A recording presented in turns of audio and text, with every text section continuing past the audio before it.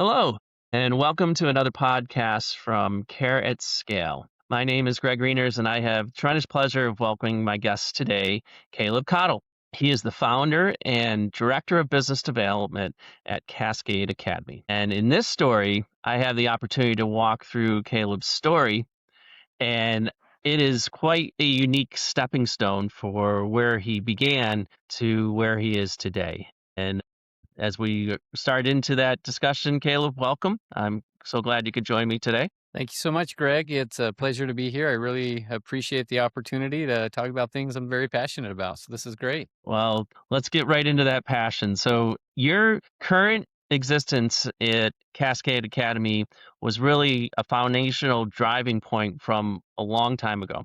And when I say a long time ago, as you are now stationed in the mountains of Utah and in great outdoors and everything that has to do with the outdoors, that was really a foundational building block of being in the outdoors of the start of your story. So, start filling me in, please. Yeah, no, that's where a lot of it began. I had always loved the outdoors growing up. Grew up in Utah, skied, snowboarded, do all of those fun mountain activities. But after I finished high school and was about halfway through college, I got recruited by my dad to work in a mortgage company, making cold calls and trying to talk people into refinancing their house. And I just thought, this is the absolute epitome of just feeling completely trapped for me. And it was about that time that a good friend of mine told me about adolescent wilderness programs. I'd never heard of them before. But they said, look, you got to be out in the outdoors. You hike around with teenagers and kids who have been struggling with family relationships, been struggling with social relationships. You get to connect with them, and the whole time you're camping. And my brain kind of framed it as, okay, I'm going to get paid to go camping. I just got to hang out with teenagers. That sounds like a fabulous idea. I went down to southern Utah, applied for a job with an organization that specialized in this outdoor wilderness experience, and I was immediately hooked. I love the outdoors, I love the camping, but most of all, I watched kids that had really struggled, kids from all over the country who had really struggled with their relationships, with their families, some of them with drug addictions and other things, and being out there in the middle of the woods, finding themselves, learning how to really trust themselves and accomplish things and turn their lives around. And I thought, man, this is something I want to be involved in for the rest of my life. You had made mention about just some of those adolescents that were there that came from inner cities or other places that you wouldn't want to walk into from where your background was. But these adolescents, when they heard any noise in the woods, which there's an awful lot of, were kind of jumping out of their tent to ask for help to some extent. Well, that was the real irony. I remember specifically a kid from Chicago who talked about his neighborhood, how dangerous it was, and the gang violence that he had witnessed. And, I would not be comfortable in that environment at all. Meanwhile, we're sitting in southern Utah in a tent under the stars, and a coyote howls 5 miles away. And I swear this kid was in fetal position at my feet, like, don't let it eat me. I don't know what it is, but don't let it eat me. And so just being in an environment that was uncomfortable, ready to say, hey, I need to lean on somebody that I can trust. I need to build relationships. I know you can help me through this. Was a real mind shift for this particular adolescent and prepared the way for him to really make some pretty significant changes in his life. Well, and that's where it kind of changed your life as well, where you started in that position within that group you were working with, but it kind of springboarded to much more, correct? Yeah. I've always kind of been an entrepreneur by nature as a young kid. I was out there hustling at the playground, making shaved ice for the neighbor kids, trying to raise money. And that just kind of evolved. But when I got into this therapeutic environment and watched how it changed lives, I said, all right, this is going to be a bit of a pivot point. I'm going to swing over here. I got an undergraduate in business from the University of Utah, and I realized I want to be certified as a recreational therapist. I want to take everything that I've learned from that outdoor experience and kind of pivot away from that. And so I got licensed as a recreational therapist, and I spent the next probably about 6 years of my career taking kids out into the woods, camping, rock climbing, biking, just learning from experiences. And one of my favorite questions, a lot of times in outdoor recreation, you're talking about metaphors. And I'd ask kids, we'd go on a big long hike, they'd want to quit, they'd throw their pack, they'd pick it back up, they'd finish the hike, and we'd sit down and we'd talk afterwards. And I'd ask them, well, how's that like your life? And so many things that we experience as we're going through hard things, rock climbing or learning to mountain bike or things like that, it's tempting to give up. It's tempting to quit. It's tempting to lose your temper. And those are those moments where you just kind of sit back and you talk about, well, how's that like your life? And how's that serving you? And what are other options that I have in those moments when I'm feeling really pushed and really uncomfortable? And it continued on doing that scenario for a little while until, like you said, it springboarded into the next part of your career, which was not necessarily being in the woods as much as you had previously done. Yeah, yeah. I am a family man. I've currently got 5 kids of my own, and as much as I loved being off in the woods for weeks at a time with these adolescents, I needed to be close to home and I needed more opportunity. And so I kind of got pushed into the administrative realm of working in residential treatment centers. I helped found an organization in mid-Missouri and started off as the recreational therapist and eventually became a program director. And in that process, I started managing staff and schedules and managing the daily life. So a lot of hiring and staff discipline and things like that to make sure we were running an efficient center. And that entrepreneurial bug inside of me paired really well with what we were doing there, building a program from the ground up. And the program grew and grew, correct? The program grew very quickly. What started off as 4 kids in a large facility there now has over 130 beds, and that program purchased other programs, and those programs thrived for many, many years. And I watched what was originally kind of this little mom and pop shop with really good kind of family, wholesome, small business values turn into what I would consider more of a corporate entity. Well, just by the nature of business, I mean, whether you want it or not, the more people, the more clients, the more employees, the nature just stay stable drives some of that to some extent. So organically, good or bad, that part of it does come. But you saw that happening and it drove you to get involved with more education to learn more about the business side of it, which was another phase of your growth as in the professional world of education. Yeah, it was interesting. I spent enough time within this field, which people don't realize is a pretty large field nationwide, this adolescent mental health. And it's very important because there's a lot of kids struggling and needing help. And I watched a couple of things happen that were really quite interesting. There were these kind of small mom and pop shops that would come upon hard times financially and have to shut their doors because it's almost like they were these bleeding heart people that just wanted to help everyone, sometimes at the cost of their own financial stability. So, on one hand, you had this taking place. On the other hand, and this is what happened in the experience I had, you get these corporate investors that come in and they say, hey, you're doing something awesome. Let's scale that. And I absolutely believe in helping as many people as possible, but there's a right way to do it and a wrong way to do it. And I observed in different arenas within this industry of different investors getting involved and scaling an organization with an emphasis on the financial gain rather than the clinical delivery of what was needed for the client. And I wasn't really keen on that. I felt like the person making the clinical decision should be the staff on the floor talking to the kids in therapy sessions. Clinical decisions should be made by clinicians. And sometimes as programs scale and really focus on the financial aspect, admissions decisions are made by the finance team in the background saying, well, if we're going to help our investors hit the third quarter margins that they're looking for, we've got to enroll X amount of kids. And so go more, more, more. And that was a frustrating thing that I witnessed take place in that environment. And ultimately where that led me was, well, I've got a bit of a clinical background with the recreational therapy, but I really need to understand the business side of things. And so I started pursuing my MBA with the Thunderbird School of Global Management that really spoke to kind of that entrepreneurial love that I had and helped me get a sense for how do you find that middle ground, still having a big heart and wanting to help families for the right reason, but do it in a way that you're financially successful enough that you can keep the lights on and hopefully expand in really healthy and conservative ways to help more and more individuals and more families.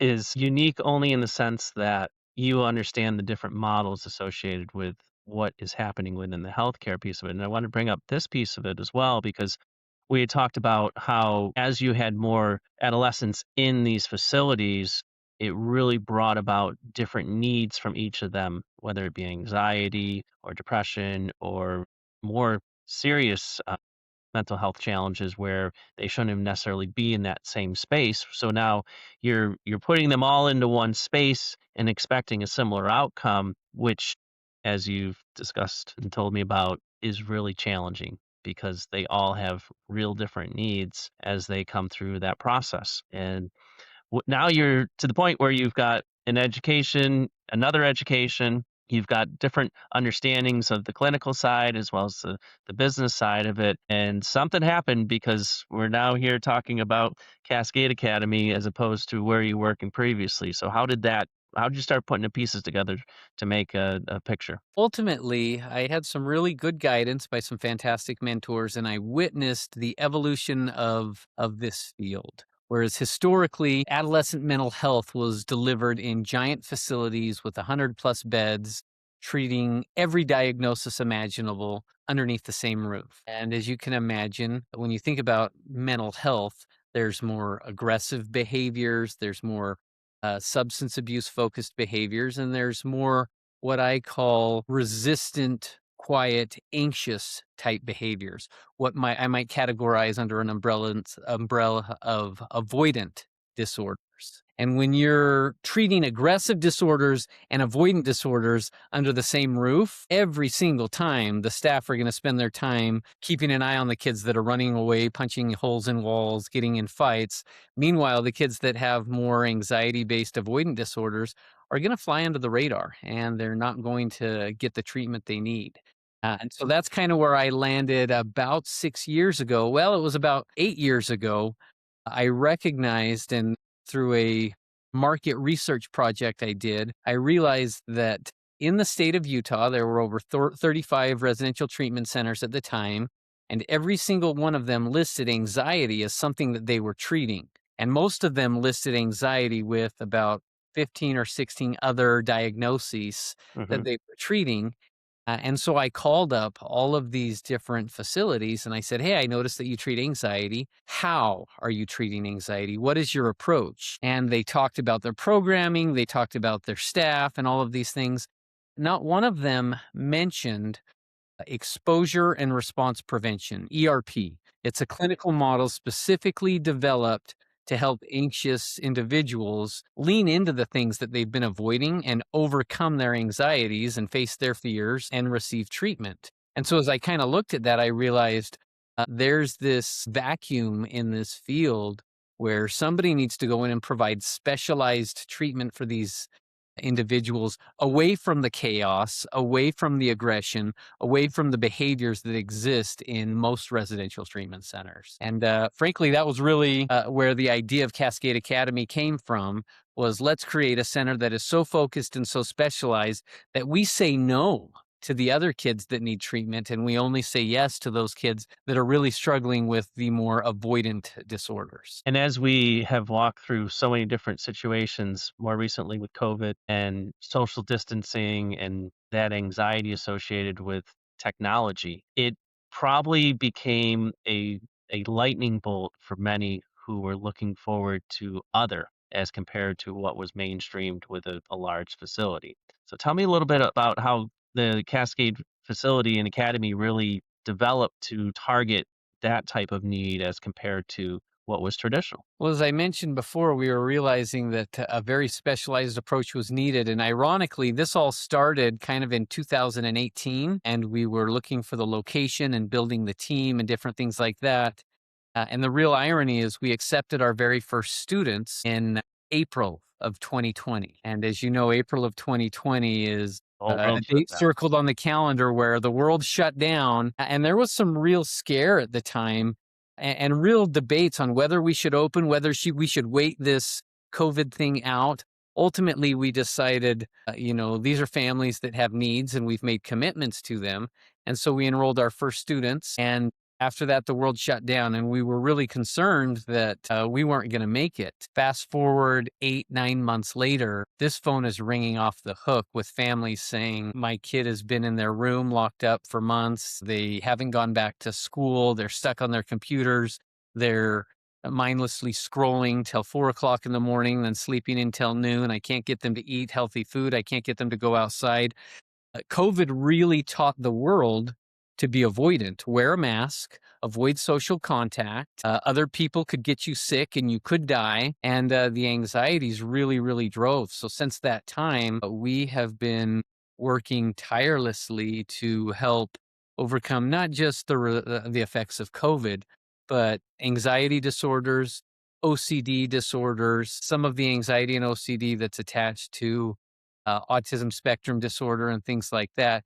Kids that are just afraid to live in this world, we want to teach them how to face those fears, how to approach those things, and how to live successful lives. And as I was looking at the size of your facility, which we'll get into in a different second here, but there's only 26, which seems like a big number to some extent, but compared to the need in the population is just hitting a very small segment.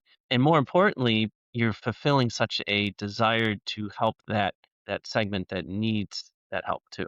And I'm curious for you to talk about why that size number for the facility works, and within the facility, some of the amenities that are really focused on the adolescents who are there. Absolutely.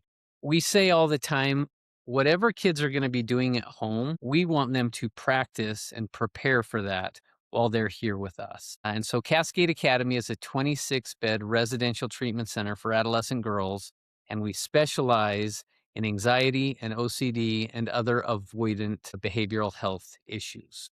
We have a fully accredited school on site. We have a recreational therapy program, a clinical program. We do programming within the neighborhood all every single day. We say all the time, our goal is to help kids get comfortable being uncomfortable. Well, how do you do that? By exposing them to those things that have got them locked down, exposing them to those things that have got them avoidant.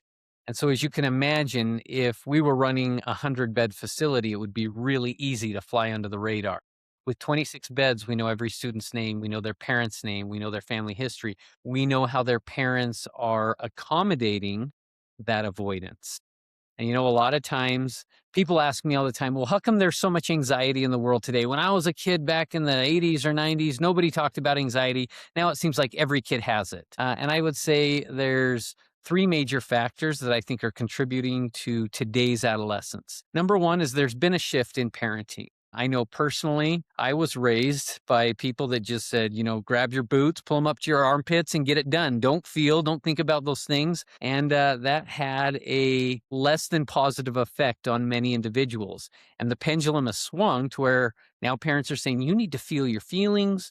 You need to honor all of those emotions. And it's true. But if taken too far, parents can sometimes accommodate some of those anxieties. We used to talk about helicopter parents that were always over there watching their kids, protecting their kids. And now we talk more about bulldozer parents that are trying to clear the path to make sure. I actually had a father say to me, I've worked really, really hard to make sure my child hasn't had to go through anything difficult in her life. And it's the difficulty that builds resilience. And so through our parenting, if we're making it too easy, if we're making too many excuses, if we're too allowant, we're not building resilience with these kids. Now you pair that with technology that allows them instant access to everything horrible that's happening in the world and isolating them socially from face-to-face conversations. And you throw COVID on top of that with a pandemic that gives everybody these fears that they're not going to be okay. It has an effect that's very significant upon these individuals. And so we need an environment where we can be very intentional about how we address each one of those things. We get our kids on a good sleep schedule, a good eating schedule. We manage their technology. We don't take it away completely. We allow them to practice it in healthy ways and learn how technology can be a tool in their lives. And we work with families as well to help parents understand how can you better interact with your child in order to build resilience and help them have a belief in themselves. We talk about self-efficacy, this belief in their own ability to succeed. And so now we've got a house full of 26 adolescent girls, but you realize that there's the other side of the sex as well, which is the boys. And so you have a house of 26 adolescent boys as well, correct? We do. It's been almost a year, actually just over a year, that we opened up Cascade Lodge for boys. A very similar profile. We're not wanting to mix the boys that have significant aggressive issues or substance abuse issues, but rather those that are avoidant, that maybe have kind of disappeared and spend their life gaming and not having social relationships, not going to school, not participating. There's an interesting book out there that I'd encourage anyone to read. It's called Of Boys and Men. And it talks about how a high percentage of boys in their late 20s have never asked a girl on a date. It's almost this fear of, the combination between the pandemic and investing heavily in women's rights and things like that have made young men these days feel irrelevant. And so they get lost in these worlds of technology and gaming. And for the first time in history, more girls are graduating college than boys are. And it's something that's going to be problematic long term. We need to realize that boys and girls both need to be building that resilience throughout their adolescence so that they could be good contributing adults. Agreed wholeheartedly. And the other thing I just heard you say without saying it is that the environment that's happening in your boys' adolescent world is very different than the adolescent girl world because of just how they dealt with their OCD or their other obsessions that have caused them to need some additional help, which is what you're certainly providing there at Cascade. But I can only fathom as whomever's walking from one house to the other house and going, this is two different worlds on every spectrum in every way. There's a lot of similarities as far as the avoidance, Hmm. but the avoidance can express itself in different ways. We always talk about when you're having an anxious experience, anxiety is not bad. We were born, and anxiety feels a role in us. If I'm hiking through the woods and I stumble upon a bear, I'm going to feel anxiety, and it's going to put me in what they call a fight flight response. And boys and girls experience fight flight responses in very different ways. When that nervous system fires up, boys have more of a tendency to act out, whereas girls have a greater tendency to kind of recoil and disappear. And we're speaking in generalizations, but yeah, the populations, they'll exhibit that in very different ways. But at its core, it's teaching adolescents how to manage their nervous system in healthy ways so that when they are feeling anxiety, they can act rather than react. And part of the place where you physically, geographically are located, you are enabling yourself to do outdoor activities, obviously indoor activities, but when the outdoor comes into play, there's a spectrum of activities that have to build up what you're trying to resolve, which would be trust and relearning some of the things they haven't known for a long time. Absolutely. The solution to anxiety is building self efficacy. That's a belief in your own ability to succeed. So, how do you create that? Experientially. And this is where my roots in the outdoors and the wilderness just really make a lot of sense. We have kids whose parents have come to us saying they haven't left their bedroom in 9 months. They won't go outside. They have social phobias. And over the course of treatment with us, which usually takes somewhere between 10 to 12 months in our long term facility, they learn how to ski or snowboard. They start horseback riding. We teach them how to rock climb. We teach them how to mountain bike. We do all of these outdoor adventures.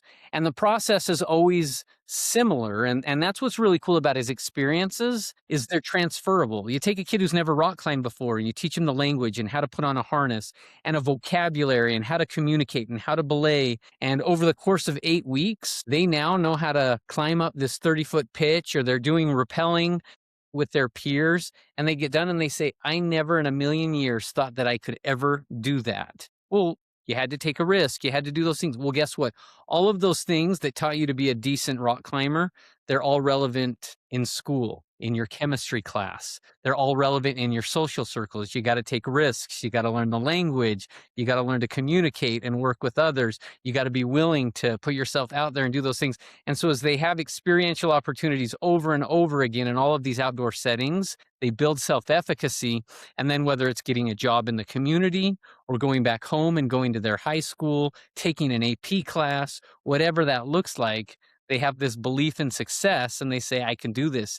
And generally, our kids are going home and being wildly successful at rematriculating into their previous lives, only being successful at it. Back to the environment, because you're creating such a pro environment for that transition, it's happening organically because one, they're probably enjoying themselves. Two, that's something they haven't experienced before. As an avid skier, I mean, why not go down a mountain snowboarding or skiing? Like these are all things that go to the core of how they build that trust back into certainly working with your team and facility, but now they can reevaluate it how they transition it back into their own environment. Generally, kids going to residential treatment are perceived as kids that are angry and upset and hate being there and can't wait till the day they leave. When you're working with this particular population and helping them build that belief in themselves, they do. They learn to love this experience. We had a graduation this morning, a gal that was graduating from our program, and her parents and her sisters came, and we put together a slideshow video of all of the things that she had done while she was with us. You know, there were pictures of her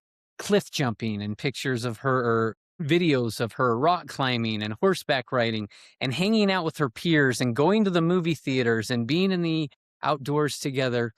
And I watched as her and her parents and her two sisters just kind of sobbed, because prior to coming here, she had completely shut down, and they thought that that was never going to be a part of her life again. And she stood up and she gave this speech and talked about how she missed it, how she's thriving at home, how everything's going well, but she misses the relationships, she misses the staff, and she misses all of the fun activities that she was able to do while she was here with us for nearly 14 months. It just gives credit to what you and your staff and the vision of what you had, and to take what would be a subset of a need that, again, you broke out and have truly identified and successfully helping one after another, after another, after another with the adolescents that without that extra understanding as opposed to just being put in with others, I would contend, and you probably have witnessed it, one gets treated quicker and has a more resounding effect for a lifetime because you understand the individual that's in front of you. Absolutely. If you can change the trajectory for them early on in their lives, the direction that they go, what they accomplish, and that, like I said, belief in themselves,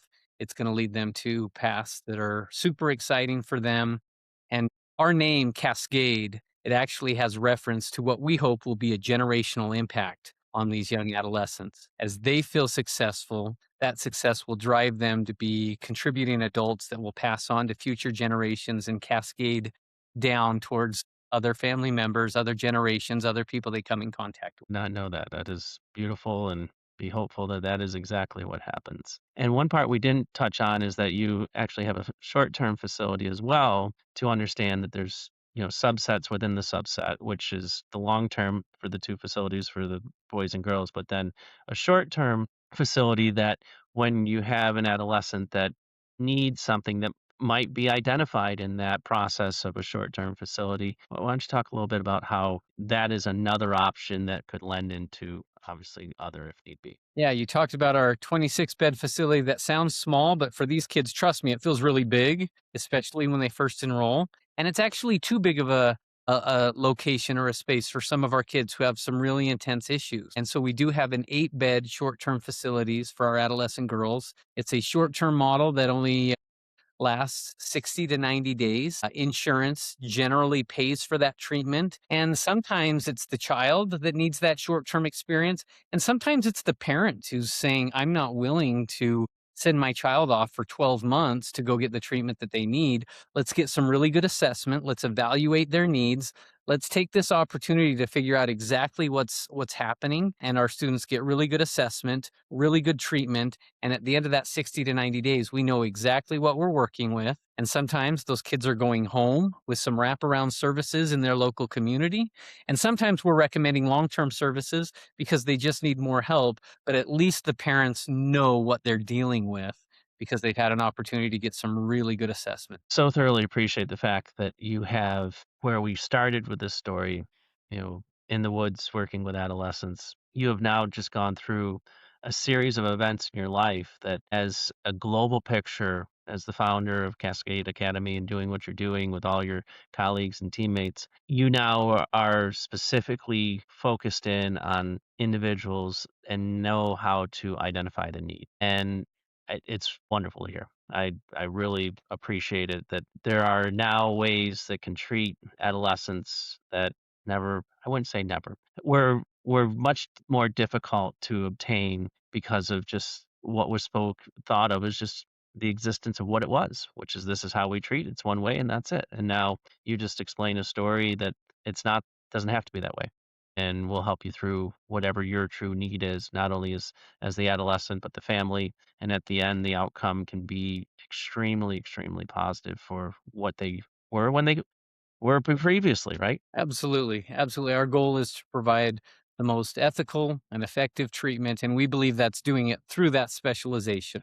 Find out what you're good at, stay in your lane, do that, and do it better than anyone else, and you can change the world. That's really well said. So as we come to the end of this episode of Carrot Scale Podcast, I always ask if there's something else you want to just talk to.